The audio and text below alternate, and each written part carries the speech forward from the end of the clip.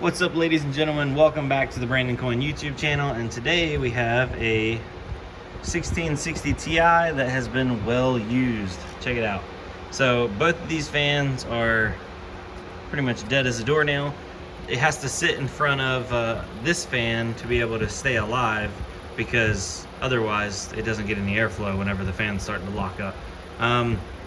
Obviously these fans are pretty cheap to replace. Hunting down the exact ones you need sometimes is tricky, but if you don't care about looks and you know, you're a little thrifty, you can just slap a case fan on them. So let me pull this bad boy apart and show you what I'm talking about.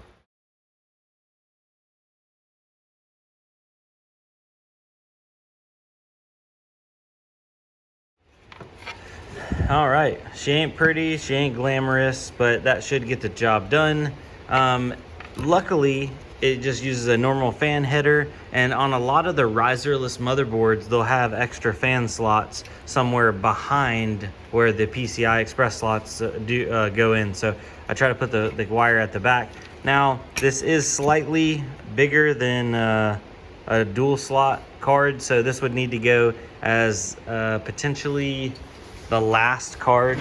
For example, on this Octominer, it wouldn't work in the middle because it'd be too thick, so I'd probably put that on the very end. This is a 1660 Ti. These bad boys do 31 megahash. They're fairly efficient, so I'll put up with them having to be suboptimal.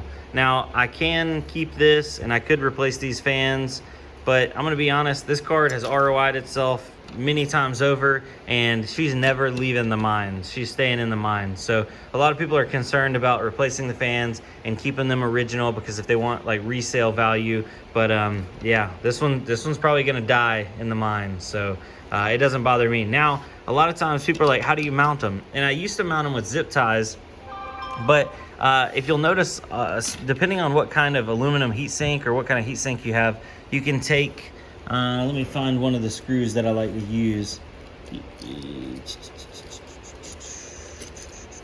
Well, thought I had some more of them. I have some more when I'm not looking for them. Here we go. Here's one of them. So, for example, well, if it will focus. There we go. See how it's like tapered at the end, almost kind of like a wood screw look? So that will end up biting into the aluminum fins, and as you screw it in, it spaces them apart. Like, for example, look right here. See, it spaced that apart and it's holding on to it. I have a screw right here and a screw on the other side. Wow, the autofocus is horrible right now. There we go. So those, and that'll actually like hold it in there, and you don't have to worry about zip ties or none of that other stuff. And that's actually how these factory ones on this one mount. They mount long ways, not this way. They go in from that side, and they actually screw in right in between those slots. So it works. It ain't pretty, it ain't whatever, but it does work. So I'm gonna be swapping this one out. This one was previously in this Octominer board. This Octominer board only has PCI or fan slots over here at the front side, but I did want to show you guys. Sorry, it's a mess. I've been just ripping everything apart.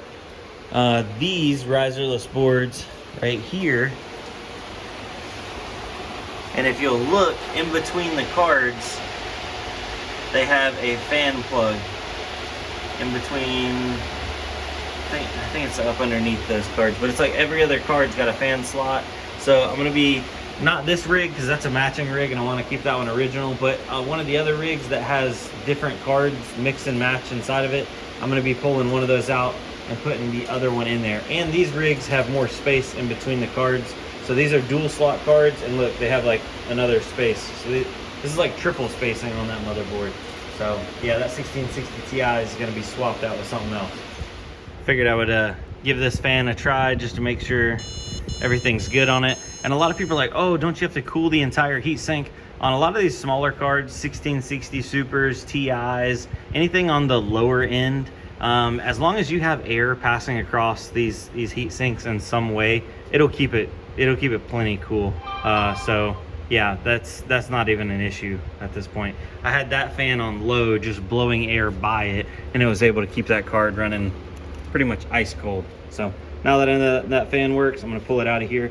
because unfortunately the spacing on this is just not gonna work.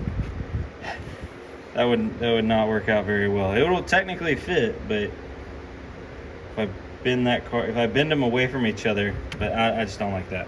So yeah, she's going into another system. Say bye-bye. All right, guys, thanks for watching. Just these quick little tips that probably nobody wants, but yeah. If you have any Ghetto setups of fans onto cards, I'd love to hear your comments down below. It always amazes me how thrifty and inventive and creative the mining community is, because when you have a card go down, it doesn't matter what it looks like as long as it's hashing, in my opinion. A lot of people get hung up on like liquid cooling and like making RGB. None of that stuff equals extra hash. I mean, technically, if a card's running cooler, it can hash higher, but you know what I mean. I'd rather have something hashing than something down. So that's just my old philosophies. Yeah. All right. Peace, guys. See you on the next one. Adios.